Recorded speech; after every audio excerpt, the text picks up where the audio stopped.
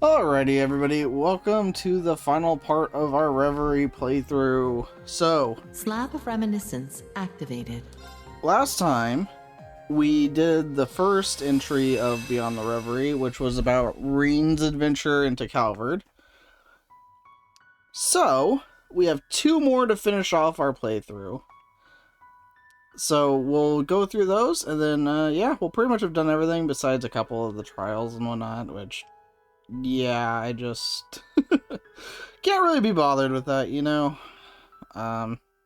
We beat the game already. There's nothing else to really do. But, interesting. I didn't know that this shows up every time you access this. So that's interesting. So, we did another Hot Spring Paradise. So, the two we have left is an unconventional student and return to the garden. So, let's do an unconventional student.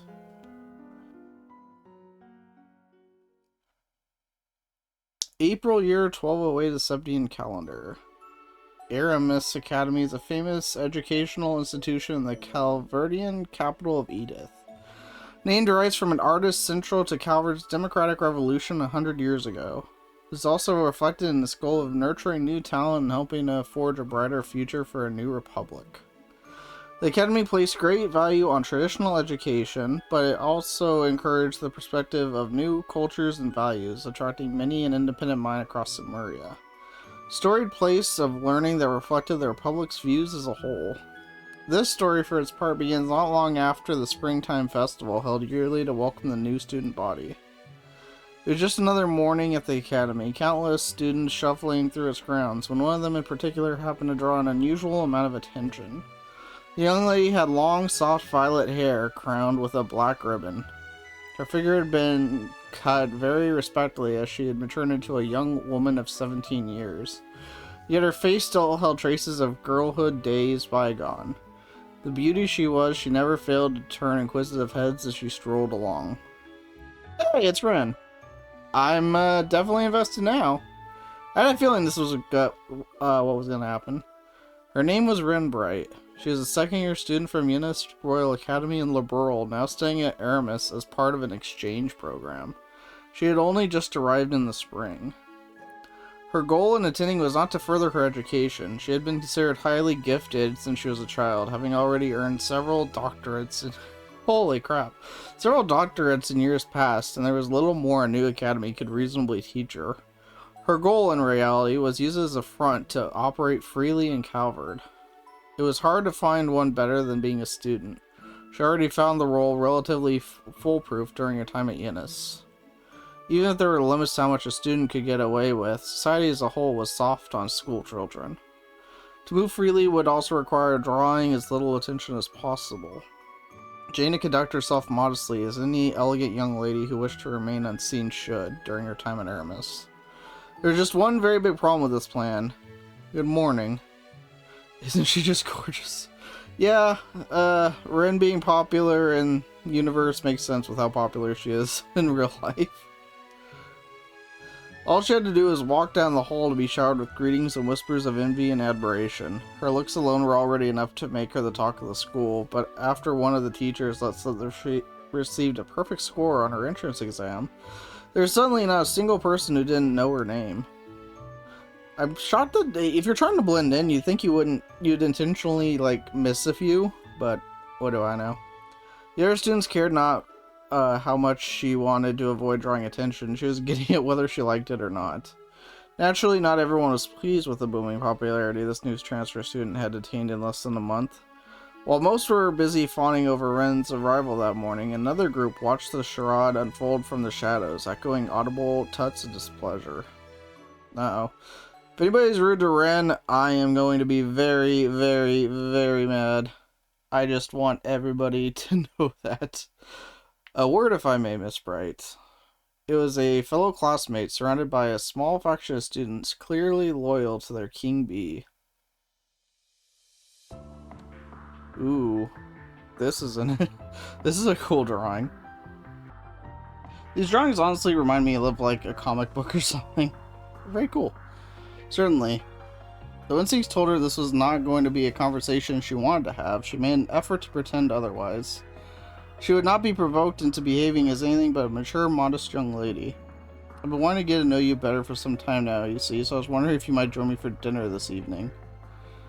The boy, Ronald Griffith, presented a gentlemanly smile. Renne was very much used to being asked out like this, and never once did she accept. She always made up some excuse to turn them down. Today would be no different. I'm ever so sorry, but I'm afraid I have something urgent to take care of after school today. Some other time, perhaps. This was usually enough to get them to give up, but Ronald was a persistent one. Well, that won't do. I have something very important to discuss with you, and I've already booked us holy crap, a table at a very fine restaurant, so we could discuss it in detail. Is there really no way your business can wait? There's something ominous about his smile. Renne couldn't help but be curious what he was thinking. I'm afraid I can't. I'm sorry, after you've gone out of your way to prepare ahead of time. Still, I could spare a little time right now, so I'd be happy to talk here if that's alright. So not tonight then, a pity. His tone read one less of genuine sadness and more irritation that things were not going according to plan. Well aware that he let slip his true feelings on the matter, he quickly composed himself and smiled. Now is better than never, I suppose. This does concern everyone in the room, so perhaps it's all for the better said here. To this, Renne glanced around the room, noticing that only she, Ronald, and his lackeys were all who remained. Most were likely on their way home or in their respective clubs, while some would have ordinarily been in the classroom at this hour. She was certain none wanted anything to do with Ronald and his group. Yeah, I could see why. He took a step toward her, then began to speak. I'm well aware, Miss Bright, that you have come all the way from the distant Liberal to be here. It's not unusual for students to transfer from afar for family reasons. But here in your case, you came to Calvert just to learn in these hallowed halls. I cannot help but deeply admire your spirit and thirst for knowledge. Pure theatrics, this one. At the same time, I worry about you. Brilliant you may be, but living alone in a far-off land must be terribly lonely and challenging affair. Yeah, trust me, she's fine. You do not have to worry about that. Although I'm pretty sure you're just using it as an excuse. But still, yeah, you do not have to worry about that. We all need someone to depend on our lives, and that would be especially so in your situation. So if you don't mind me saying so, Miss Bright, I believe you're in need of someone to look after you, to protect you. No, she good. She is very much good. You do not have to worry about that.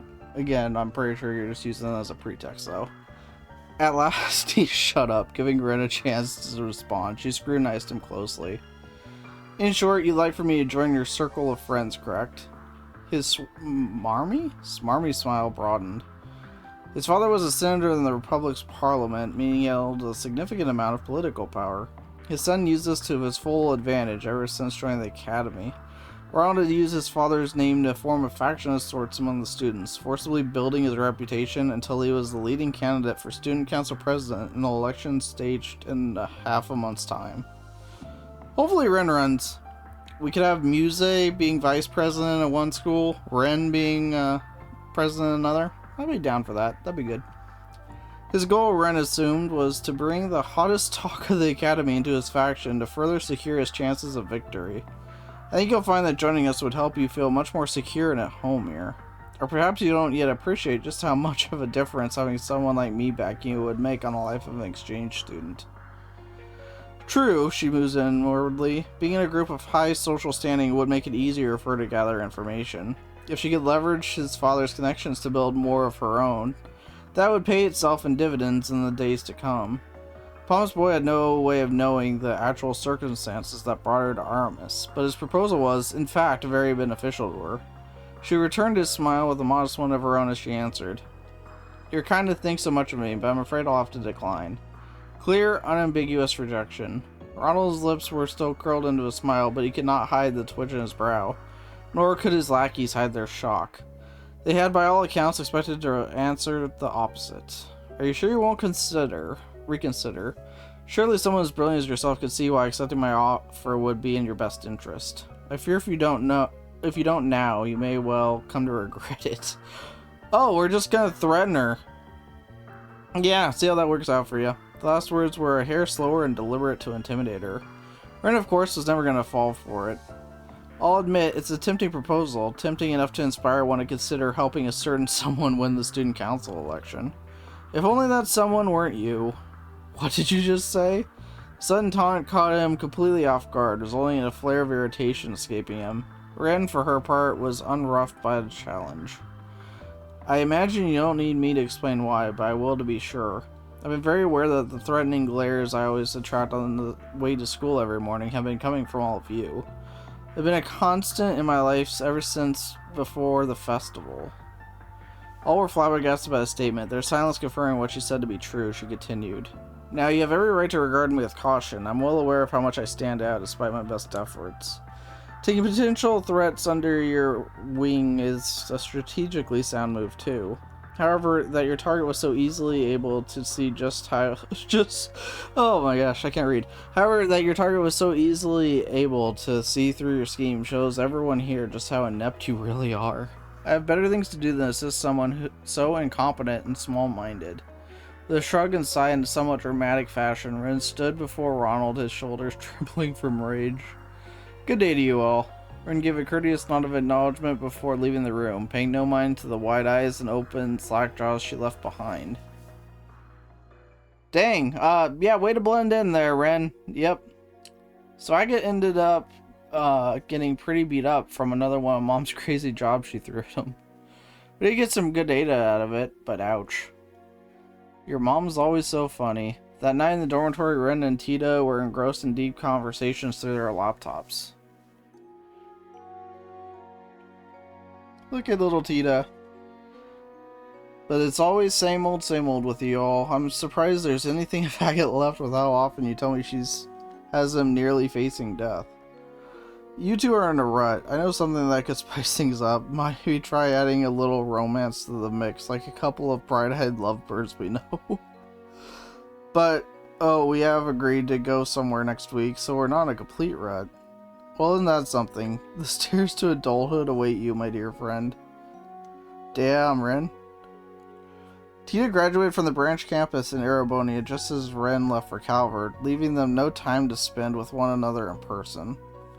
Interesting, she graduated that quickly? I thought this takes place in the third year. Like, because I thought in Rennes it was saying that they were in their last year. So that's interesting. Although maybe Tita graduated early, I don't know. Anyway, this wasn't ideal, of course, but from a hint of sadness came the habit of talking like this once a week so they could stay in each other's lives. They discussed anything from their new lives and environments to the fruit of their research, occasionally stumbling into a serious topical matter or two along the way.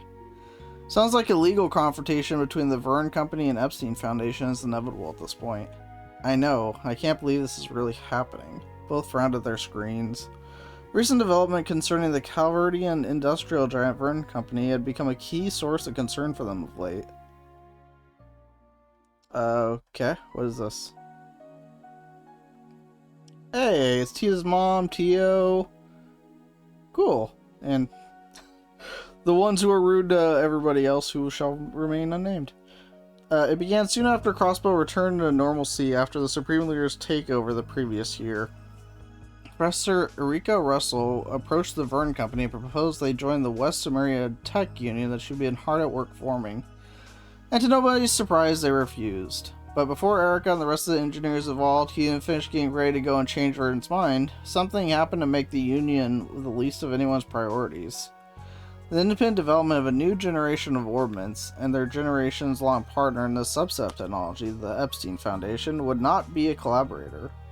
The latter had been key supporters of Zemuria's orbment development and orbital technology in general since the very inception. Battle orbits were no exception to this. The Foundation had known their way around them since the very first model, drafting the incredible concept that had been used as a base ever since. Even the Reinford Company, before the Battle of Jormungandr, had not thought to develop their Arcus models on their own, instead favoring to develop them in partnership with the Storied Institute. The announcement was, quite simply, unprecedented and had sent shockwaves throughout the industry. The Epstein Foundation was also less than pleased about being cast aside in this manner, and that's putting it mildly.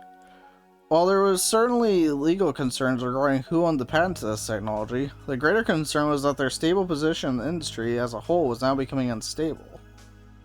They initially responded by attempting to resolve this through peaceful means, but when those attempts proved fruitless, it was reported that they were preparing for what could only be an ugly international legal dispute. I'd say Verne has the upper hand if this ever makes it to court. Like their previous Ramda ordinance, the 6th generation is designed to set a whole new standard. So I'm guessing this is how they're going to justify the change in gameplay? Because I think they said they're going to change the gameplay in the next game. So I'm guessing this is kind of how they're tying that into lore. So, interesting. All of its main features are packed with new tech, with some new features still being kept under wraps. I wonder what those are. What could they be trying to develop that's important enough to run their relationship with the Foundation? Though I've heard about the government telling the Verne Company to focus more on weapons development. I have too. It sounds like they're planning to significantly revamp the military's weaponry. The official story is that they're planning on slimming the military down, but if they're pairing that with the latest in weapon development, then they're still just as powerful, maybe more so. As part of the war ceasefire agreement, Ereboni was required to downsize their military, bringing it more in line with that of Calvard's. Yet if the Republic were to expand the capability of its military, this recently forced equilibrium in superpowers would be quickly broken. Whatever may be true, I've got a lot of questions I need answers to. Maybe worth visiting the Verne's Company headquarters in Basel at some point. You haven't learned anything more about where Professor Hamilton is at the moment, right? Nothing new or concrete, at least. It sounds like she's continuing her research eastward, but I haven't heard anything more specific than that.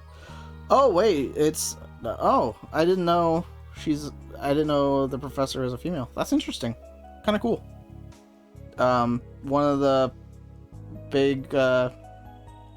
what's the word I'm looking for here? One of the big scientists is... or disciples, yeah. One of the disciples is female. That's really cool. I like that.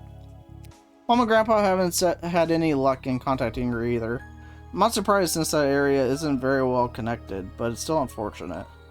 She's a lot more personable than Professor Smith, so having her on our side would help a lot. I mean, everybody is, so it's not saying much. Tia can only laugh. Yeah, there's a lot of worrying stories going around about how PMCs and stuff like that. Makes me wonder if none of this would even be happening if she was still acting as an advisor for the Verne Company. The deeper into the conversation they went, the more Tita could feel her spirits sinking. The political climate in Western Zemuria was unusually stable at the moment, with its nations basking in prosperity. But she could not shake off the feeling that this peace was built over rotting wood, and that it would come crashing down with but the slightest provocation. English and wording is hard, guys. This was becoming especially true in the tech world as it had undergone rapid growth in recent years compared to other fields, so rapid in fact that no base could possibly sustain its sudden weight without cracks beginning to form. Try not to dwell too much on the worst case scenario, Tita. This piece might rest on a knife's edge, but there's still plenty we could do to preserve it. That's why I'm here right now, and that's also why you're working so hard too. We find a million problems in the world if we wanted, but pessimism isn't going to make them go away, right? Words filled Tita with the right amount of comfort she needed in that precise moment. Yeah, I guess you're right. Thanks, Renne. Look at Renne, the inspirational one. I really like this art. It's adorable. They continued on, losing track of time as they talked well into the night. Before they knew it, the clock had struck 12. Well, it's getting really late, so I should probably be going. I'll talk to you soon, okay? Alright, good night, Tita. Night. Oh. Tia suddenly remembered something. The exclamation stopped Renne just as she was about to end the call. Estelle and Joshua told me to ask if you're doing okay in school. Those two always worry too much. You'd think I wasn't talking to them too. She couldn't help but remember her interaction with Ronald after class, but Renne quickly drove the thought from her mind. It wasn't worth dredging up. Tell them they can rest easy. Everything's fine. Good. They wanted me to let them know if you were being bullied so they could fly over and help. Yeah, who's gonna bully Renne? Renne could only sigh. Honestly, do they think I can't keep myself safe from a few schoolyard bullies? Actually, they said they're more worried about what you do to them than they do to you. Exactly. Her friend silenced. Tina couldn't help but burst out laughing. I worry about you too, obviously, but they're probably right. How awful of you. Even if that were to happen to me, I wouldn't do half of what you're imagining. Not anymore, anyway. See, it's saying that kind of thing that makes people worry. I'm a lady now. I need the magnanimity to forgive the transgression of others. I'm also trying to do what I can to avoid standing out too much at school. You can try, but I think that's always been a lost cause. Anyway, now I'm really going to go before I remember anything else. Say hi to Zen for me if you run into him. Ooh, wait, Zen's around? I thought they forgot he existed. That's interesting. I mean, he's like the least liked character for from the Sky Arc for me. But, I mean, okay, I guess. Anyway. I'm planning to go and see him when everything calms down here, so we'll do. I've been meaning to go and see someone else I've been indebted to in the past too. I'm curious who she means by that. By the time the two of them finished talking and ended the call, one day had given way to the next. I'm really curious who she means. Because I'm not thinking of anybody that would be in Calvard. I might think of it later, but not off the top of my head. The morning dawned yet another day of school. However, just as she left her classroom in the main building at the start of lunch and went to descend the staircase, she felt someone suddenly draw near from behind her. Reflexively, she dodged out of the way. A female student then entered her field of vision. She had lost her balance, her expression a mix of fear and surprise.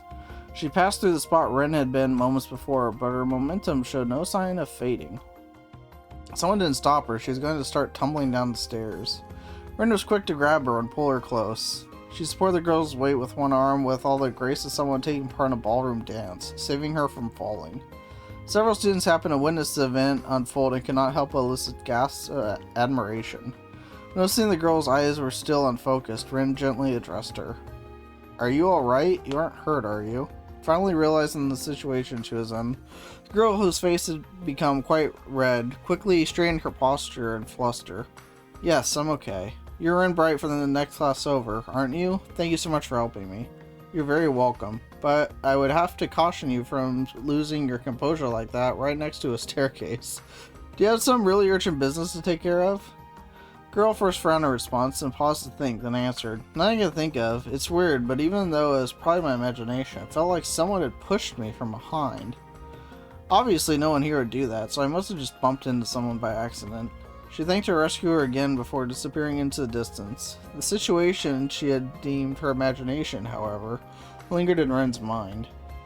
If I hadn't sensed something was amiss, both of us would have fallen down the stairs. We would have been badly hurt. Was it really just a coincidence, or was it a deliberate action by someone who wants to hurt me? If it was the latter, she didn't have anything close to support this theory, but with it came a familiar sensation. Feeling of malicious stares focused on her from the shadows. It took surprisingly little time for her suspicions to gain evidence. After finishing gym class the next day, Renne made for the classroom and began preparing for her next lesson. As she did, she immediately noticed something was amiss. All of her textbooks had been glued shut with an excessive amount of adhesive. Try as she did to open them, it was a lost cause to get it to even a single page. It was an obvious attempt to harass her. Culprits behind the act were equally obvious. Not far from where Renne was sitting, Ronald Griffith and his lackeys, whom she was memorably turned away 2 days prior, were snickering to themselves, their eyes mockingly focused on Renne all the while. They're not even interested in hiding what they're like anymore. I'm sure at this point they want me to know who did it to intimidate me. This latest development also confirmed in her mind that they were responsible for trying to push her down the stairs the day before. What a pitiful sight they were. Because she refused to join their group, her existence was, in their eyes, now nothing more than a hindrance to Ronald's campaign for student council president. They stopped at nothing to either break her spirit and force her to join, or shame her into lowering her popularity among the student body. It didn't matter that Renne had no interest in taking part in the election. After further inspecting the state of her textbooks, Renne's expression grew difficult to read. I think I can make them usable again, but not in what little time I have left before class. Bell soon chimed to signal the start of her lesson. Renne left her textbooks out on top of her desk, making no effort to open them throughout. Her instructor was, of course, less than pleased about this perceived slight against them, picking her to answer her questions in an attempt to hide her poorer behavior.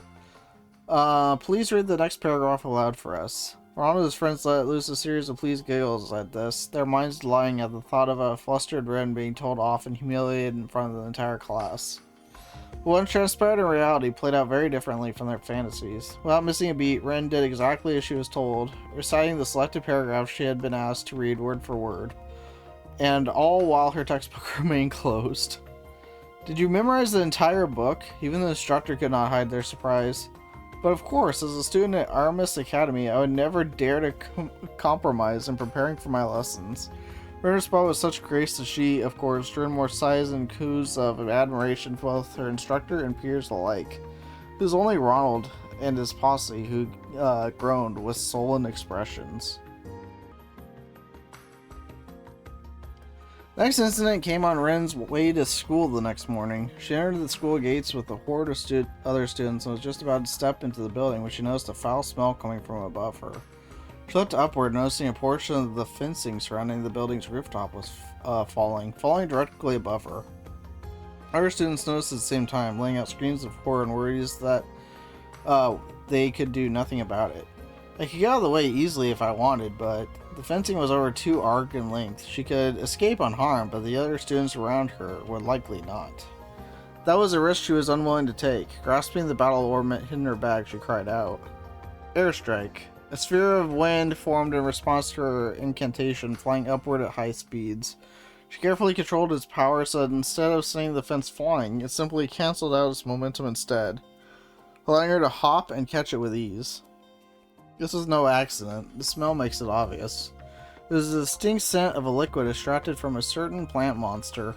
One of its properties was to imitate the natural corrosion of metal, resulting in its application in certain solvents.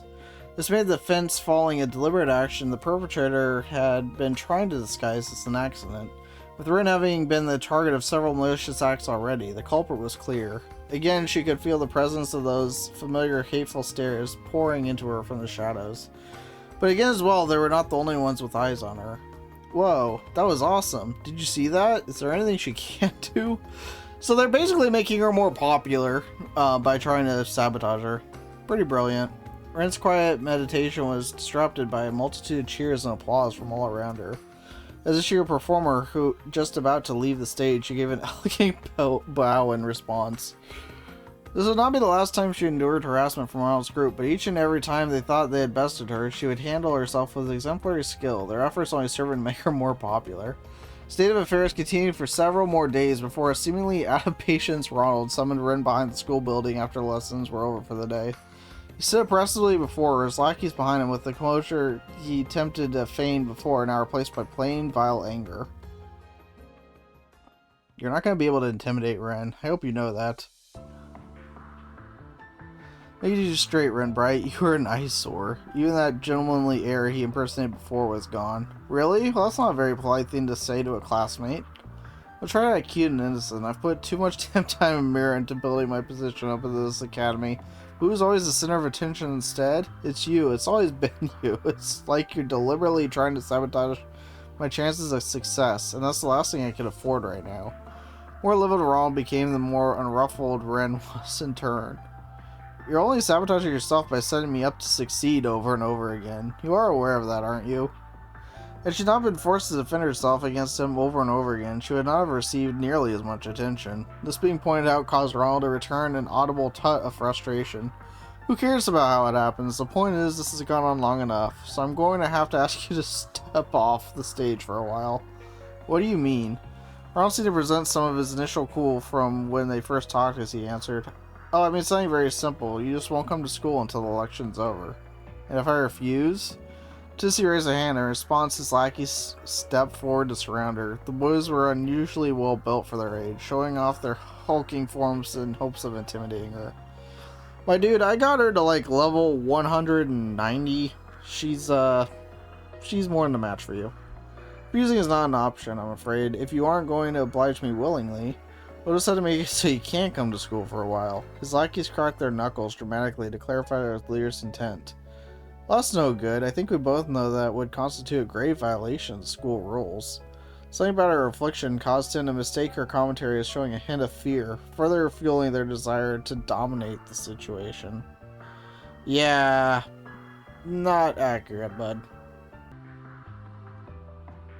No one's watching a place like this, and even if someone did happen to see, my father's a politician. He can make it go away. They don't willingly choose to ignore what they saw in deference to my position, that is. Everyone in this academy seems to already know their place, you see. Everyone except you. The smile then was so unpleasant the sigh escaped Renne. Oh, I think you're the one who doesn't know your place. I don't want to be rough with him after what Tita said. He needs to be taught a good, hard lesson. Ronald continued on, oblivious to what was running through his apparent victim's mind. Now do as I say. His Ikes drew closer, ready to seize her. I'll keep it mild, but I still want this to hurt for them. Just enough to set them on the right track. I don't think Estella or Joshua would object to that. But just as she was about to act... Stop this at once. A girl's shout could be heard from the direction of the school building. She was, of course, not shouting at Renne. And who are you? Ronald was visibly irritated, though the girl appeared to be visibly nervous. She continued to stand her ground. Who's this? She looks kind of like Ellie. I mean to listen in, but I couldn't help but overhear what was happening here. You can't go through with this. What you're doing is wrong. The girl stepped forward until she was directly in front of Renne to protect her from the schoolyard bullies. As she did so, the light revealed sleek, dazzling blonde hair that shimmered much like the sunshine above.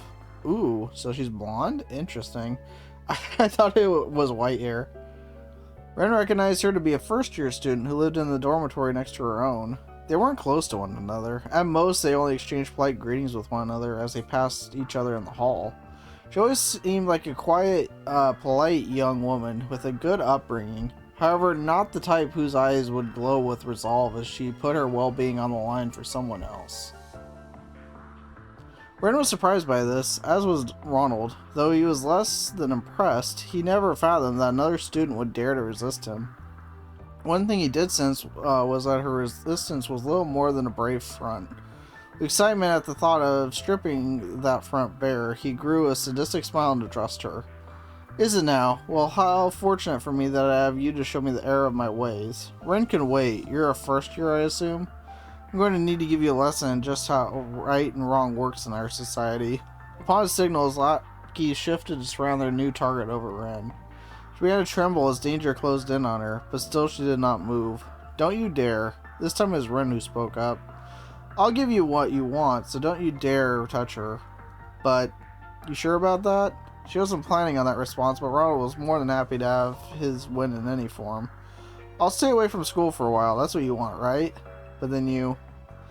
The experience of staying abroad has been rather tiring for me, so maybe I do need some rest. Renne's voice was gentle in an attempt to assuage the girl's concerns. Ronald, meanwhile, made no attempt to hide the joy he felt at victory, laughing heartily with the glee of a spoiled child. Good, now everyone knows their place here. I see no reason to harm either of you now that I've got what I want. Consider yourselves lucky now I've decided to let you go. Ronald turned away and made to leave, his lackeys following suit. Good day to you then. When we next meet, the school will be all mine. And then he was gone. With only the girls left behind the school building, the younger of the two looked up at her senior, concern welling at her expression. I wanted to see Renne beat their ass, damn it. I really am alright, you're very kind to worry. Renne's smile was one of genuine kindness. From then on, Renne did indeed stop coming to school, citing illness as the official reason behind her absence. Students then gathered in the Academy's auditorium several days later for the long-awaited student council election. Aramis Academy as a whole placed great importance on the autonomy of its students, and as such, the student council exercises an unusual amount of power. I hope she wins it anyway. It also weighed upon them a massive amount of responsibility, such as being the sole planner for the Academy's festival, a symbol and celebration of spring in the capital. This, however, also led to a position being a major status symbol even long after graduation. All this was why a large number of students put their names forward to become the student council president every year. At this year, a great majority of the most promising candidates dropped out under mysterious circumstances, leaving only Ronald and the others associated with them on the ballot. I couldn't exactly boast by winning by default. Ronald and his supporters sat in the rest area, chuckling among themselves at the whole affair. Perhaps his name wasn't the only one on the ballot, but none of the others had done any certifiable campaigning, meaning his election was positively assured. Eventually, the time came for him to give a speech. It was a compelling one. He played the part of a respectable young gentleman as he delivered it, speaking with the same silver tongue he inherited well from his father. There's some moments when he failed to hide his arrogance, but as no one else had prepared a speech to give, this was not the blow to his campaign it would have otherwise been. Now, if you turn your eyes to the screen he spoke of was at the back of the auditorium. This was a rather notable feature to have in a school building, to have anywhere. It was installed several years prior for use in lectures and to display recreational films. Other nations had yet to indulge in such luxuries, showing just how far ahead Calvert was in its technology. Up until then, students had used it to display photographs during their speeches, but Ronald intended to take it a step further. He wanted to share a promotional video and not a simple makeshift, self-produced one that might ordinarily be presented by an amateur, but rather a professional work he had paid a considerable amount of mira for. His quality was genuinely impressive. His victory was written in stone, but this, he knew, would cement it that much more. Convinced this would serve as the perfect beginning to his ascension to the top of his social hierarchy, he started the video. The music number played was rousing, fitting. What followed then was Ronald appearing on screen. "So how much mirror do you want for supporting me? I can make it worth your while." What? The video playing for them was not the one intended. Rather than an inspiration show of what he could bring the student body, there's a recording of him buying off one of his opponents just days before. Such whispers like confusion spread through the auditorium. The next clip played. "If you know what's good for you, you'll withdraw your candidate right now, where the only thing you'll be president of is a hospital bed." Next was an equally unexpected scene of Ronald intimidating another candidate into withdrawing from the race. As it continued, Ronald realized what was going on. Someone out there had replaced his carefully prepared video with another. The initially hesitant whispers exploded into loud enough murmurs that he had to raise his voice over them in his attempt to quell the situation. "This is all a forgery. Someone is attempting to frame me." Just that moment, as if waiting for his crisis of denial, a girl's voice resounded from the auditorium's entrance. "I'm afraid it is all entirely genuine." Her voice rang out with wonderful clarity, charming all who heard it. She ran her hand through her violet hair and flipped it back as she talked and walked slowly towards the stage. Renne is a badass.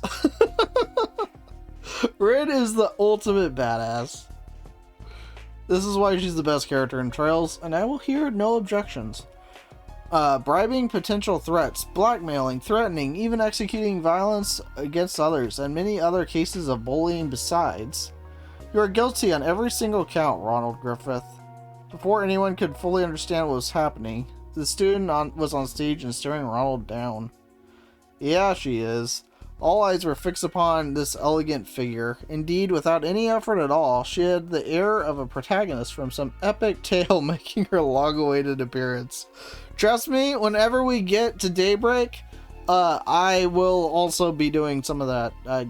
Yes, she is the protagonist. She truly is.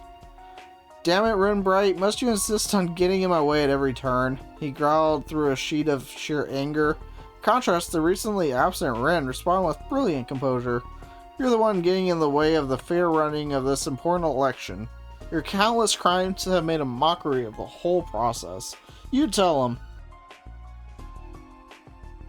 Renne then turned from Ronald to the rest of the student body as she continued to list his crimes alongside the still-running video. Some elicited frowns, others sympathy, others complete silence, but by the time she was finished, all were united in a single overpowering emotion: anger. It brings me no joy to say this about a fellow student, but I'm afraid it must be said. Ronald Griffith, you do not deserve to even attend the prestigious academy, much less be the president of its student council. Similar censure from the other students followed in rapid succession. "Yeah, she's right. Stop running our academy. You've gone too far." Renne's accusation wasn't the only reason for their anger. The students of Aramis had long loathed Ronald's oppressive behavior. They only hadn't spoken out before because they were afraid of his father's power. Now that they realized he could be stopped, their anger had reached an explosive boiling point. Ronald suddenly found himself at the center of a torrent of abuse. He looked to his lackeys for support, but even they refused to meet his gaze. It then dawned on him how fragile all of what he thought he built was. Rage gave way in an instant. Deep despair and casting a glare of pure hatred toward Renne, Ronald hurriedly sprinted out of the auditorium. Only when he was completely out of sight did the air erupt with cheers of joy. Damn straight. In the end, addressing the aftermath of the election took long enough that by the time she left for the gates, it was already evening. Yet even with how late it was, instead of walking her usual route home, she stopped off the path to enter an entirely unoccupied park. How does this work? Nobody's going to interrupt us here, so how about you come on out? In response to her words, Ronald emerged before her for the first time since he ran away earlier in the day, and with 10 or so companions in tow. These men weren't his usual lackeys, but instead vicious figures with dark expressions and gaudy clothing. They were clearly not students of the academy. More than likely, they belonged to some local gang.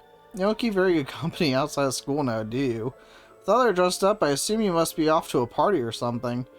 I'm going to wipe the smirk off that face for good, Renne Bright. My dazzling future in politics was guaranteed, but now you've gone and ruined everything. What am I supposed to say to my father now? That's your problem, not mine. Or are you so small a man that you can't own up to the consequences of your own mistakes? A second passed between his outburst and the manner in which she snapped back, causing his temper to grow twice as vile. That's it, I don't care what it takes. You're going to pay for thinking you could cross me and get away with it. Have at her, there won't be any consequences for going too far. My father will see to that.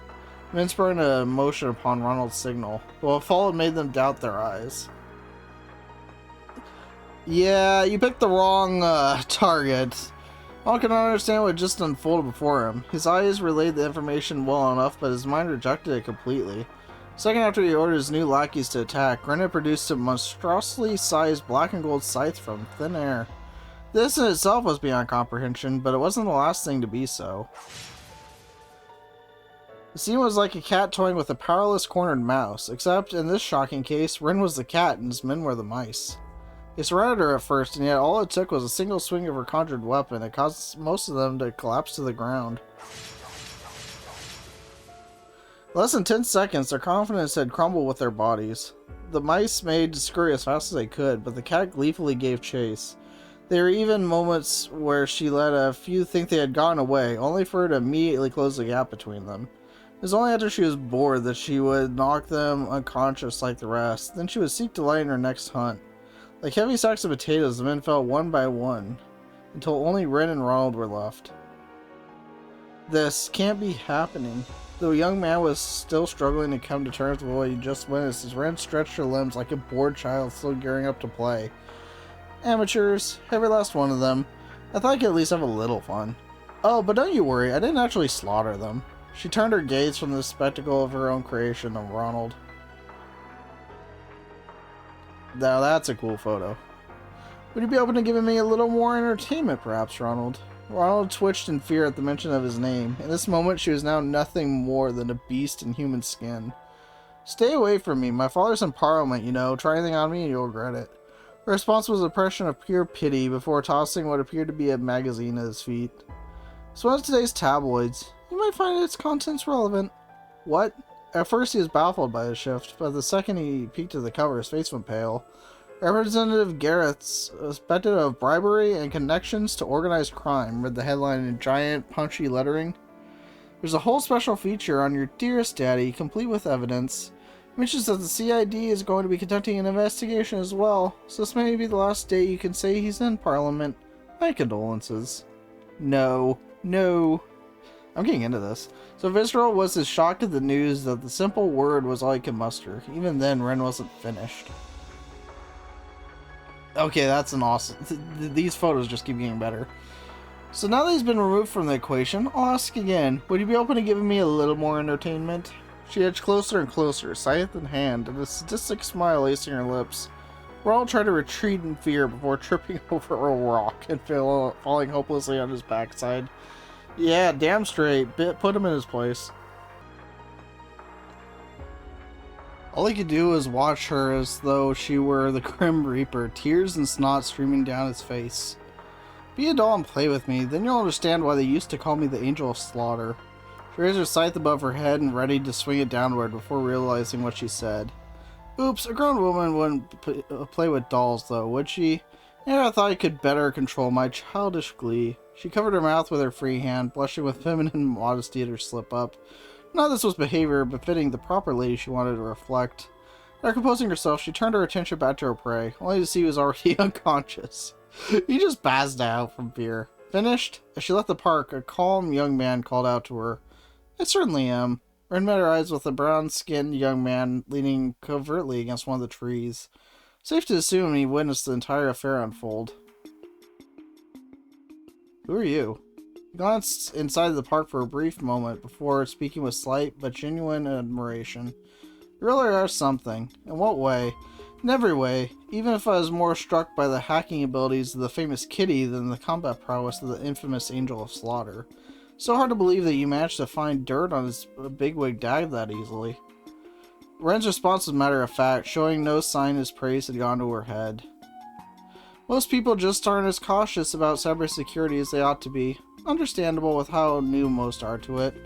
Of course, it isn't nearly as easy as this was when you're dealing with leading corporations and politicians at the top of the food chain. You made it sound like you've tried before. Maybe I have.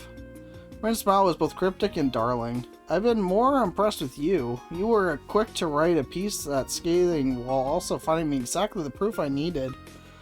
I'm glad Grace introduced us. Ooh, Grace got them in touch. Okay.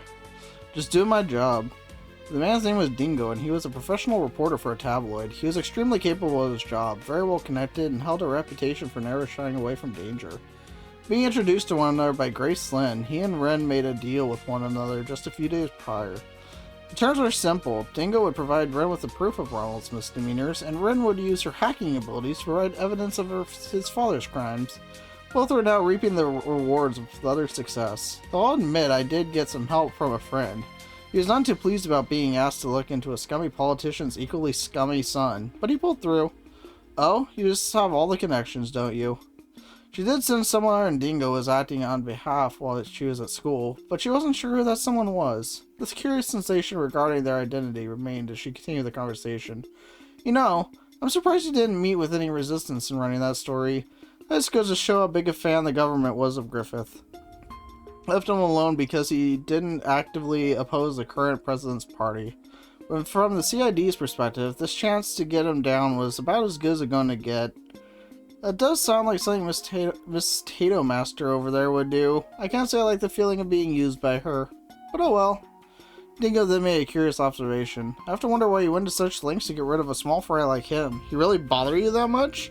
Ren glanced briefly at Ronald, still collapsed on the ground of the park, before shrugging her shoulders dismissively. Not in the least. I didn't intend for this to go as far as it did either. I only wanted to teach him enough of a lesson so he'd leave me alone. But it was then that the younger student who tried to save her came to mind. I think the students deserve a much better student council president than him. She's in a tier that was most refined. I'm so glad to see him get put in this place. As Renne expected, the allegations led Ronald's father to resign from Parliament, while he resigned from Armis Academy. A group of students who exerted power over the student body with his backing vanished overnight as a result, bidding peace to return to the grounds for the first time in too long. One thing, however, came about from this that Renne had not expected in the least. Here are all the documents relating to that month's budget. Student Council's next new president accepted the documents from the blonde-haired first year in charge of general affairs, perusing them straight away. After Ronald dashed from the auditorium on the day of the election, most of those in his group who put down their name dropped out in a timely fashion.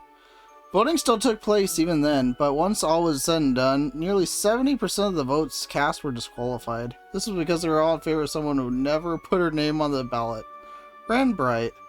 Armis Academy was known for how little its staff interfered with the many liberties it gave students, but this time the staff was clearly concerned that this dissatisfaction with Ronald was going to present dire problems in the future. Teachers then chose to directly negotiate with Ren, and in the face of such fervent demand, she reluctantly accepted the position of student council president. Damn straight, let's go, Ren. You deserve it. None of her duties posed a challenge to her, but by accepting it, she had completely and utterly failed her initial goal of avoiding attention. I wonder if this is how the Thor's Branch Campus first student council president felt when he was elected. Even I couldn't believe it when Tita told me. Alright, it is what it is, I suppose. I'll just have to make use of this as best I can. Wow, it's cool how they reference that.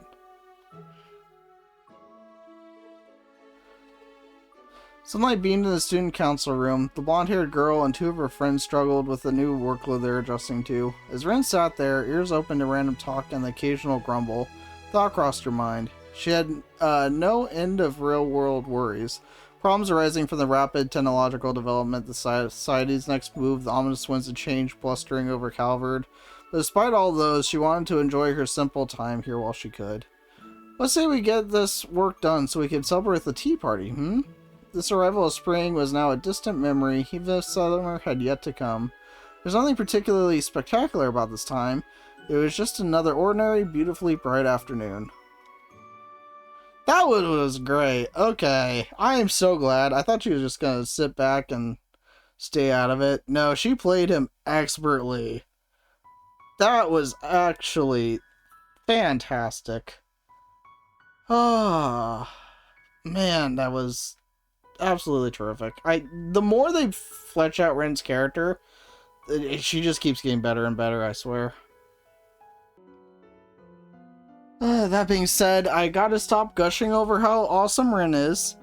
And for now, forward sword in hand, the last one we have to do. Let's do this. Man, that Ren one was top tier. I'm so glad we get Student Council President Ren. That's terrific. I cannot accept. I was not one to mince words. The hulking bear of a veteran bracer, Zen Vathek, could not hide his disappointment, puffing out his bottom lip with a sigh as he stood before me. Ooh, so we're dealing with Zen directly now. Not again. You gotta resign yourself to the inevitable one of these days. I've been indebted to this man, who was as capable as he was kind, since my first days in the guild. Truly, I did not wish to be the source of vexation for him, but the wish alone was not enough. I have neither the experience nor skill to be worthy of A rank, so I cannot accept your recommendation. Bracers are assigned ranks based on their strength and achievements, with A rank being the highest. On paper, at least. Its members are very face of its beloved organization. As such, ranks are a metaphorical badge of honor to be worn with pride. So I had received multiple recommendations for the most prestigious rank in 6 months? I spared no effort in working to hone my craft in the years I joined after school, and certainly I wouldn't class myself as a doe-eyed newcomer, but to have my name among the greats of the guild? Absolutely not. After turning down my first recommendation, a second one had come from the guild's headquarters in Lemon. If you ask me, you got both in spades. Is there something else making you lean toward a no? Zin's awkward smile told me he had pressured my headquarters to persuade me, but I folded my arms. Setting aside whether you're overestimating me or not, which I believe you are, I would very much like to not stand out any more than I already do. This is starting to sound like Ren. I've been getting offers to be a model, to star in films. It's been frankly exhausting forcing them to give up. Now, what do you think would happen if I were to accept a promotion? I'll be neck deep in the same mess all over again. Okay, that makes sense, but sorry, you're a 1-2 punch in the beauty and bronze department. Trying to lay low is a lost cause. With the kind of fans you're getting, maybe you should consider the silver screen after all. Who knows, you might walk away with an award from the film festival.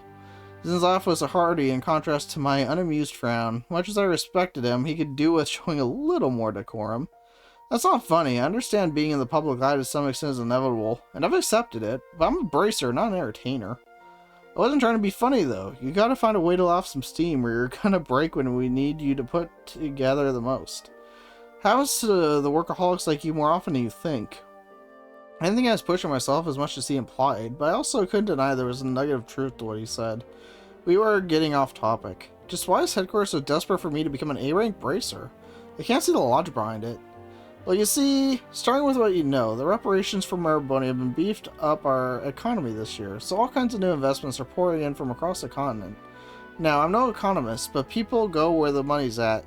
And where people go, conflict follows. That's just how it is. I saw where he's going from there, electing to expand upon the rest myself. So now we have disputes between megacorporations and a stark increase in Jaeger activity. These are in addition to the known growth of private military companies and increased tensions between mafias. You got it. You think it's bad now? It's only gonna get worse from here. That's why Lemon wants to up security here while promoting our rising star. You. They see it as good PR for the guild and a deterrent to any potential threats that are thinking about stepping out of line. Krause is more vaguely aware of their goal in using me than I wanted to admit. This didn't make hearing the answer any more satisfying. If they have you asking me to play my part, then surely they have asked you to play your part already.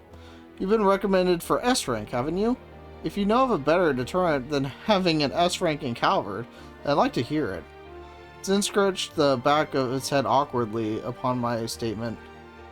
I just don't think I'm up there with someone like Cassius Bright. As this isn't even an official rank, and even if it was, just look at me. You think a guy like me is a picture-perfect advertisement for the guild? I think you have the skills, achievements, and build to be one, yes. A curt, quick response. Alright, point made. I can't force you to take the recommendation. I'm not about to be a hypocrite. Just, let me know if you change your mind, okay? Thought the conversation came to an end, and the guild's bracers gathered to begin our routine meeting of delegating open requests. This is how I preferred things. It was better to stay like this. I have no idea who you are, but okay. The point when I wanted to be something more. I can no longer remember when that was. Sometime during my childhood it happened, I'm sure. I just recall realizing how small the world truly was. So I prayed and longed to become someone I was not. It was around high school when I thought I became that someone. Those years were unforgettable. I'll never forget the unexpected reunion that was had there, nor the priceless treasure I'd gained. I truly thought I'd gotten closer to who I wanted to be. But in the end, it was just wishful thinking. My hand, once held, was now empty, and I was a nobody. But I refused to stand still. I grew unrelenting in following the new path I chose for myself, ignoring my family's objections. My motivations had changed, however. I no longer possessed that girlhood desire of becoming something more, of becoming someone. I just needed to keep moving, however aimless that movement was. Well, aren't we looking gorgeous today? With a whimsical wink, a familiar bartender welcomed me to his establishment. He was a tall, affable man who lived by his own rules and never hesitated to lend a helping hand to others. He reminded me much of the Crossbow City branch receptionist from the few times I visited for work. The place was nearly empty today. I sat down to the counter seat farthest from the door as he approached.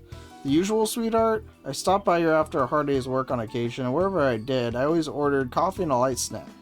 This is not a coffee and snacks kind of day. I want something with alcohol, even beer will do. Not all fazed by the vagueness of my order, he walked away and started preparing my drink. It wasn't long before he returned and placed an elegant glass in front of me. I think this is a little more you than beer. It was a beautiful cocktail composed of two colors, a clear blue that was like a priceless saffron and a calming jade. No doubt he could tell how disquieted my heart was, and was trying to soothe it in his own way. I thanked him inwardly before daring to broach my other reason for coming. Have you learned anything more about what I asked? Apart from being a skilled bartender, he is also a well-known informant. Like most bartenders are in these kinds of games. He was extremely well connected to the guild, the press, and even the criminal underworld, but he was very careful never to overstep his bounds with the last one. Indeed, I found him to be a valuable source when needed. I wish I could say yes, but not even Dingo has any promising leads. Still, I think you've got your eyes on the right district. It's only a matter of time before they get smoked out. I see. Since the guild's investigation turned up nothing, I was hoping you would better point me in the right direction. Seems it's going to be a lot harder than I hoped for. Things will work out. Just pace yourself and keep it at it a little bit at a time. It also applies to that cocktail. It's a strong one, so don't drink it all at once. Tilted the glass delicately between my fingers as he stepped away. My mind continued to wade through the case I was following. There had been a stark increase in illegal drugs on the market. Not just any drugs either, but ones of the highly addictive, dangerous variety. Huey, who effectively ruled over the criminal underworld in Calvard, ordinarily limited their proliferation in the market as part of their rules. Limiting the number of drugs was, of course, far from the ideal elimination of them, but none could deny that the syndicate's action had brought some semblance of order to where chaos often reigned supreme. Yet the past few years had seen a worrying number of criminal groups rebelling against these carefully curated rules. One of these groups was surely behind the change in the market. And all of this held a presumed connection to two missing people. The guild and police had been tasked with searching for two children below the age of 10, a boy and his younger sister. They simply left the house one day and had not been seen since. Evidence suggested they came from a perfectly ordinary family on good terms with one another, so the likelihood of them running away was slim. We mildewed suspicion that they had been abducted for ransom early on. Not a single demand was made following the disappearance, so it was quickly ruled out. Despite a healthy amount of manpower that was coming in from both sides, neither the guild nor the police had yet to find them. As I said, the search so far had not proved entirely fruitless. Their last known location was fortunately established, and it was, unfortunately, a popular site for illicit drug trade. The working theory from here became that the siblings witnessed the transactions and were held captive by the criminal parties involved as a result. If that held true, then the longer it took our parties to find them, the greater the danger their lives were in. The abductors wouldn't do anything right away. Murder was sure to leave trace evidence behind, but it was only a matter of time before they resorted to that or trafficking abroad to be rid of them. With each passing second, the odds of the children being returned unharmed were dropping to zero. At the same time, all this was pure speculation on our part based on a single established location. For all we knew, this had nothing to do with the criminal underworld at all. The potential dangers thrown around made it, in action, an agonizing task. But there was no evidence to go on, action was impossible. We could forcibly arrest many suspicious people on the site and make them talk should we wish it. That would be a direct violation of the Guild's code and its founding principles. The Bracer Guild always sought to be an ally of the people first and foremost, so resorting to the criminal acts to obtain evidence was out of the question. If only this strict adherence to our code didn't stop us from being able to resolve so many crimes, thereby putting the people we swore to protect in danger. It was the ultimate impasse. As I found myself pondering on the impossible dilemma the Bracers had placed themselves in, a familiar face came to mind. He was a childhood friend with blue-tinged, unkempt hair. Though we had lost contact with one another some years before, he had returned to the city as suddenly as he had left it, soon starting up a peculiar profession that skirted the line of legality to a dangerous degree. The kind of profession that could easily involve himself in the affairs of many an unscrupulous individual, or so I believed. Just what did that idiot think he was doing? He walked out of my life without warning and walked back in much the same. Spent so much time searching for him, I knew our reunion would be an awkward one based on how we parted, but for him to return after all that waiting, all that searching, and dive into some questionable enterprise so different from my own was almost too much to bear. It gave rise to many concerns as a bracer, and many more concerns as a friend, and the one that bothered me most was, why hadn't he come to see me? Did he have any idea how worried I was about him? How worried I am about him? Irritation building, I took a large gulp of my cocktail, but the alcohol only fanned the flames of anger burning in my heart. It burned brighter and brighter still, becoming a dazzling white that projected countless transient images of the past. Just as quickly as it had flared, my anger faded in an instant, replacing itself with a very different emotion altogether. Why did you leave me? The words slipped from my mouth without realizing it, making me feel downright pitiful once they were said. If someone were to see me in this state... You still haven't moved on, I see. A familiar but accepted voice called out to me, causing me to jump slightly from my surprise. I quickly regained my composure. I just have a few choice words I'd like to say. My response feigned calmness as best I could. I couldn't help but think I had more than a few choice words, really. Following up with that would aid my annoyance in a way I would rather not further. Oh, I imagine you had more than a few. Right, of course he would see right through me. The spectacled man that sat next to me as though our running into each other was no coincidence. He was another childhood friend of both myself and the one I was lamenting over. Someone who followed a remarkably different career path from either of us. If it's still bothering you that much, why not just go and see him? You already have his address by now, surely. How could I, with how much time that's passed? As I mumbled my response meekly, I thought I could hear the man next to me chuckle. Well then, I suppose there's no need to rush things. With your lines of work, I'm sure your paths will cross naturally enough in due time. I didn't expect that kind of response. You make it sound so romantic. Lest you've forgotten, I don't struggle with expressing what's in my heart the way he does. Now, since we're here, how about a toast? I'll make your next one non-alcoholic. Unless you have forgotten, I can handle my liquor just fine, thank you very much. We spent the rest of our time reminiscing about the past. It had been too long since we were able to just sit and talk like this. It wasn't that he and I had become estranged, but both of our jobs made it a trying task to me even at the best of times. By the way, I've heard word you turned down becoming an A-rank bracer again? Of course I wouldn't escape the CID's ears. Information itself wasn't confidential, but that he already knew something, however unofficial it was entirely typical of him. Bracer Guild focused on protecting civilians, while the CID focused solely on the needs of the president in office. The groups were neither enemies nor allies, they simply had very different goals where work was concerned. I know it isn't my place to tell you to accept the offer. However, he paused before resuming, his tone becoming markedly more serious. Times we live in demand a new hero, that much is clear. I had no idea what a realist like him was trying to say by implying I was a hero, but before I could inquire further, he changed to the subject that was likely what brought him to find me in the first place. Now, if you don't mind, I have something that will be of interest to you regarding those missing children. My eyes widened from the unexpected change. He continued. We've identified the group that made the district their turf, as well as compelling evidence of a crime taking place. You may proceed as you like in cooperation with the police. I couldn't believe it. A fine silver platter he had given me just cause to act, and since the information came from the CID, there's no reason to doubt his ferocity. I felt it. I was on the verge of rekindling my girlhood desires. All I had done till now was follow life where it was taking me, and yet here I found myself before a new path that could lead to someone I once wanted to be. This deviation terrified me. What if it led me to losing someone again? What if it ended in more pain? My fear begged me to stay idle. I was a fragile human being at my core. I knew it well. It made me wish I was anything but. It inspired me to take up the sword and rebel against any whispers of weakness, and it played out the part admirably on the surface. But if I were forced to face cruel reality in the future, I wondered, will my heart be able to take it? Who are you? As I sidestepped to the left, I shifted the center of gravity and unleashed a fury of slashes against my first foe, using that momentum to thrust both myself and my blade towards the second. Two low-ranking mobsters fell to the ground. They're members of a mafia I'd been chasing, and right now I was in the thick of their den of operations. My friend gave the guild and police the excuse we needed to make a more direct stance against our targets. His information was vague, however, so we still had to discern their precise location on our own. I, Zen, and several other bracers agreed it would be best to split our forces and attack several locations in unison for this part of the mission. Based on what just transpired, it appeared my location was the lucky winner. There's the intruder. Hey, I've seen her before. She's from the paper. 2 more reinforcements arrived, but I was hardly going to give them time to act.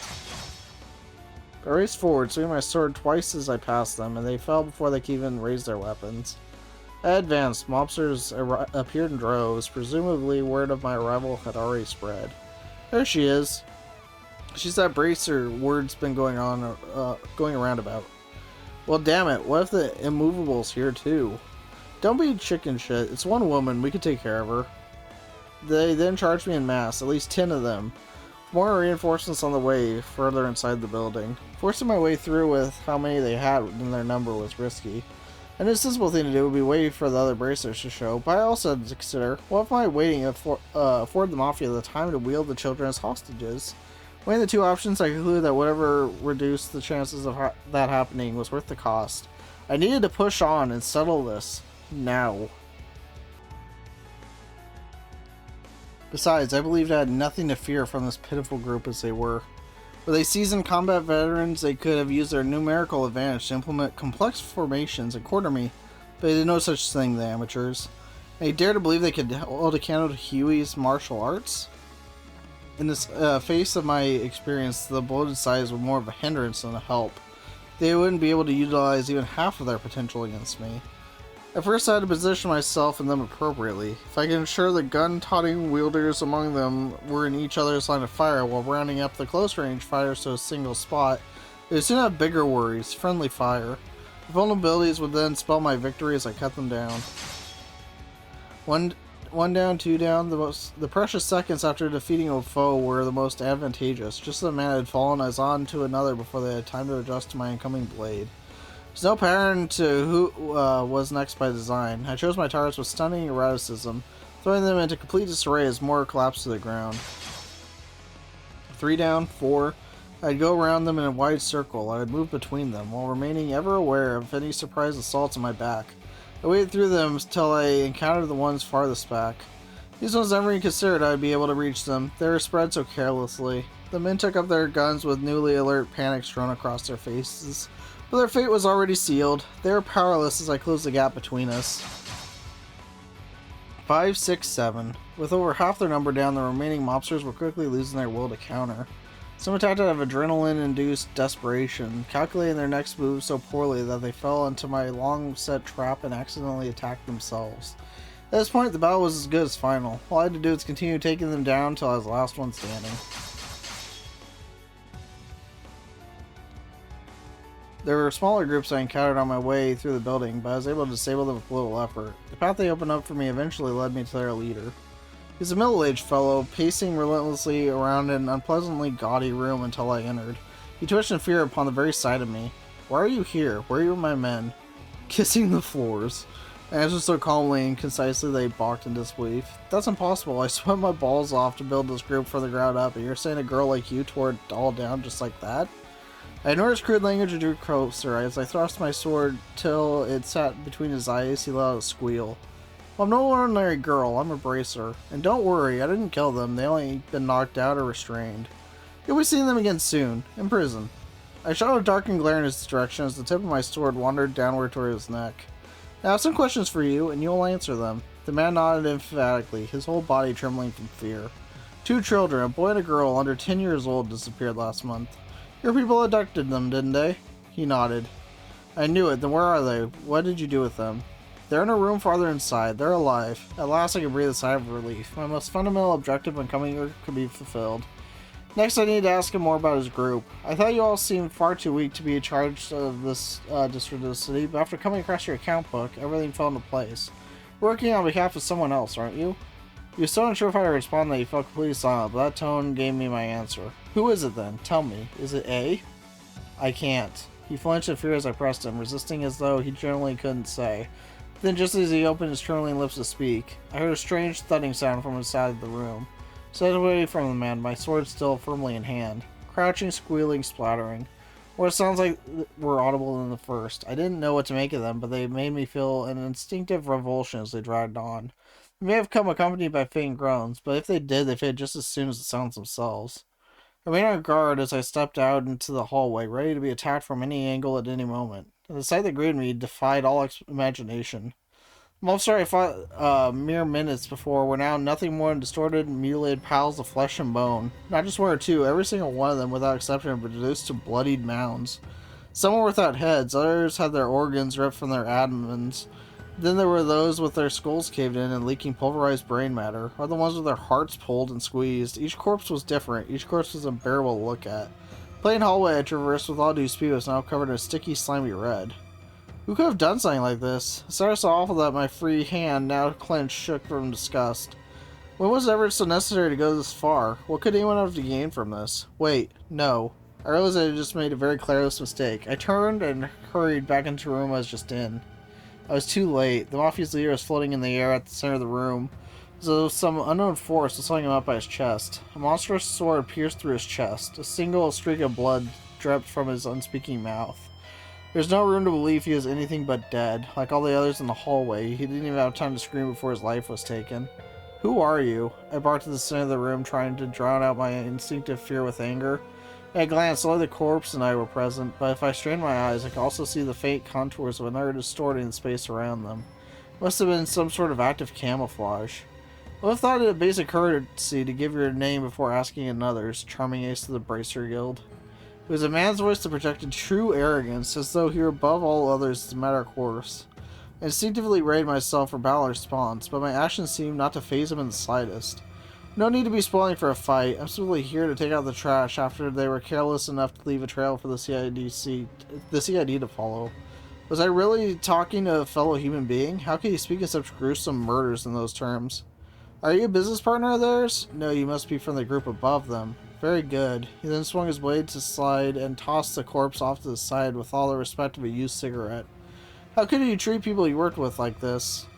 People? Have you your ears? I said about taking out a person, only trash. The same applies to the garbage piling up in the hallway. They've always been so, even before they stopped breathing. It was clear that communicating with someone of his nature was impossible. I dismissed calm reason for an intense, all-consuming anger, so great that my entire body couldn't stop trembling. You monster. Before I knew it, I had sprung to action, pounding every drop of my strength into my blade to launch a swift, unavoidable strike. They repelled it with a vertical swing of his own. This one exchange was enough to tell me that his strength was a league above mine. He parried my blow at the most perfect instant, canceling out the force of my attack with so little effort that it barely scratched the surface of what he's capable of. That camouflage did nothing to hide the monstrous nature of his cruciform sword either. Its design combined silver and black in an unholy fusion of darkness and light, as if chaos itself dwelled within its very blade. It was no common weapon. If I continued to give it my all, my odds of winning against him were extremely slim, but at the same time my instincts were screaming at me that I could not allow him to leave. Charged again. If attacking him from the front wasn't going to work, then I'd go from the side. He blocked that attack with just as little effort, but I wasn't done yet. I refused to stop moving, slashing a third time with even more speed than the first two. Doesn't seem to be working, unfortunately. I showered him in a flurry of them, each one faster than the last. When I finally reached my physical limit, I darted in a new direction, attacking him from behind. Put my very soul into one overwhelming attack, aimed directly at his rear, which I could only just make out through the camouflage's distortion. I got him. However, the second I became sure that victory was within my grasp, his cruciform blade carved a great arc through the air in a ferocious spinning slash. I was able to instantly defend myself against the blow, but the force of it sent me flying backward. I was fortunate enough to not sustain a direct hit, but my body shook from being able to fully cancel out its massive weight. Still, I forced myself back to my feet and glared at his form. The difference between us was night and day. It felt as though he could manipulate the very flow of battle, much like a master of martial arts who understood the true nature of all things. He paid no mind of my pitiful attempt at bravado and gave a short laugh before speaking. Impressive. You put up more of a fight than the rumors had led me to believe. What's your goal? What are you trying to do with all your strength? I expected him to reject or ignore me, so I was taken aback that he paused for a sincere moment of thought before answering. An interesting question. I suppose to instill fear. Fear? I almost had my ears. Fear is at the heart of all we know. Domination and servitude, order, harmony, and production. All of it exists because of fear. That's why I seek to instill fear in its purest form, much like the retributive tower that appeared in Crossbow half a year ago. Such a pity that it fell. There was such pleasure in his words that it made it easy to imagine the expression on his veiled face. As insane as it was that he was saying sounded to me, I knew he meant every word of it. You really are a monster. Heck, continue your fruitless attempts to stop me and you'll understand what I mean in due time. He lowered his blade. As a parting gift for assisting me in my house cleaning efforts, I'll let you and those children go. Keep that far too pristine blade sharp for our next meeting, Bracer. With that, he turned to leave. Wait. Just like in my hand, the ground below him emitted a bright glow, and by the time that glow had faded, he was gone. He had likely used the same teleportation spell that certain other criminal organizations were known to rely on. His departure also released all the strength I had left in me, not from relief, but from the exact opposite. I was so overwhelmed with frustration that I had let him leave, so afraid of what he might go on to do because I couldn't stop him, that I lost the strength to even stand. Of course, this is just who I've always been. I haven't changed one bit since the day you left me. Still the same powerless girl I was back then. Work here wasn't finished yet. I walked to the next room. I opened the door and was greeted by what appeared to be an old storage space. There, across the hall, I found who I was searching for. The brother and sister pair were crouched against the wall, the boy trembling on the floor as the sister stood close by. It's okay, I'm here to help you. I kept my tones gentle and reassuring as I was able. The girl smiled while her older brother continued to hide his face. I slowly walked toward them, careful not to make any sudden movements, but as I did, the boy shook his head vigorously. His whole body trembled more the closer I got, so he were telling me to stay away. The answer from that man flashed in my mind. Fear is at the heart of all we know. Poor children were very much in fear's clutches. No matter how gradual I was in closing the distance between myself and the boy, trying my best not to provoke him, his body language showed he continued to reject me. We were now within arm's length of each other. His shaking grew more violent, and though he opened his mouth to speak, his voice refused to come out. It's all right. Smiled a most comforting smile. After that, I reached out behind me and grasped the blade of the knife that was being thrust toward me. I turned swiftly, my fingers never letting go, and found the one grip in the hilt to be none other than the sister. She had tiptoed around my back while I was kneeling to meet her brother, trying to stab me from behind. She was a bit startled by my halting her attack, but otherwise she stared blankly forward, emotion on her face nowhere to be seen. I suppose he was right about fear. It controls everything we do. He must have been through some terrifying if it made you resort to this. No doubt they were conditioned by fear to attack anyone who came to their rescue. Put my knife to the blood from my bare hand slowly dripping to the floor. The cut from the knife was nothing compared to everything else in the moment. First priority instead was to reassure the girl I meant no harm. But we humans are capable of more than giving in to that fear. We could fight it. With courage we could fight it. Your brother is doing just that now. He may have been gripped by fear, but he still fought his hardest through his actions to alert me of the danger his sister posed. Even if he took all he had, he wanted to keep me safe and to keep her from committing an irreversible, regrettable act. It was thanks to him that I noticed what she was trying to do. You don't have to be afraid anymore. I'm a bracer. I'll keep you safe. I took the girl into my arms. You're a bracer? You knew her voice was devoid of emotion. That's right. I'm here to help you. Oh, I think I've seen you in a magazine before. Something Blade, I think. That's right. The nickname's a little embarrassing, but I'd be happy if you remembered it. That way, as long as you hear it, you'll know I'm here to keep you out of harm's way. Tight my grip around her to stop anything from hurting her and surround her with warmth surround my heart with warmth. It really will be okay, I promise. I noticed her eyes twitched just slightly, and before long, her eyes filled with tears. Soon she began to sniffle, at first a small one here and there, till they gradually grew more pronounced, eventually turning into uncontrollable sobs. She had finally been liberated from her fear. As for me, I had stayed my course. I was too afraid to deviate from my current path. Still, I had chosen this path with pride in my heart. I didn't think it right to turn my back on it now, but I wasn't going to let an aimless journey from now on either. And so, it was another day in Edith's branch of Calvard's Guild. Sounds like the Mafia was trying to copy what that organization of assassins managed to pull off. I was discussing the recent case with Zen. Siblings had indeed been abducted because it was an illegal transaction. The Mafia involved then thought to mimic a group of assassins known for raising children with the intent of turning them into professional killers. Ah, okay. I see where that's going. So, Swin and Nadia is what's referencing.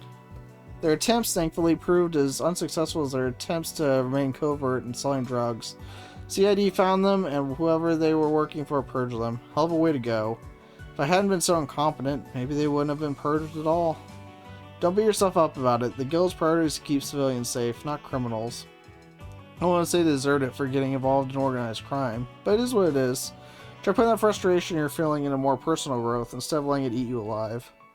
I was told that while the siblings were going to need psychological counseling for some time, they were fully expected to recover and go back to their everyday lives. My meeting with them had triggered something inside of me. I couldn't realize that something needed to change. I had to take some kind of step forward. Even if it ended in me falling to the floor in some dramatic fashion, I just needed to pick myself back up again. With that in mind, I accepted multiple recommendations. Hey, it's... The times we live demand a new hero. So it made me think of what my childhood said to me. Oh, she's gonna be a new party member, isn't she? I believe I had what it took to be a hero. Aww. Banish the darkness ahead. That was enough to keep going. Aww, I love this. Hero once come to light. Well, shall we get down to business? Face his classic broad grin. Aw. I love this. Well, for the official, for headquarters, I'm sure. That mind, it part of. But now, Bracer reached A rank. So cool, and they're referencing the Purple Lightning. So they're Aww. This is really cool. Elaine Eclair. Okay. So I'm guessing she's a party member in the next game. That's so cool. So we got to see her first. But yeah, my throat is on fire. But yeah, with this, that is everything that we had to do in Reverie. So...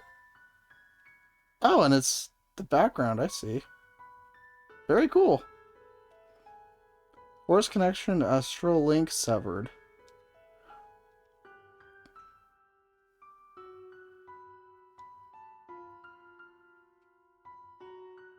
The whirlpool of causality engulfing Ouroboros and the fated land has at last been unraveled.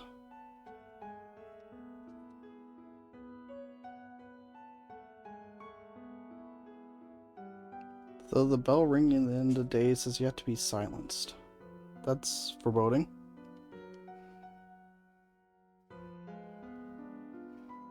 Children of Zemuria have earned your moment of peace until the time comes to face the final hour.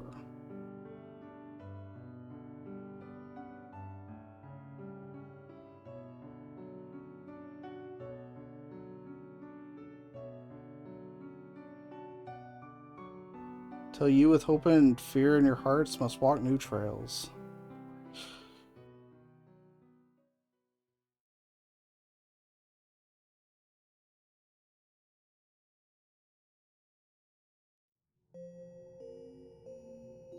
And yeah, that's everything. That's everything in Trails into Reverie.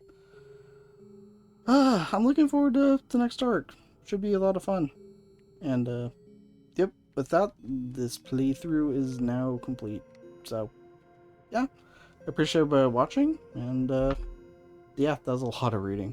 But I'll see you all next playthrough. Bye bye.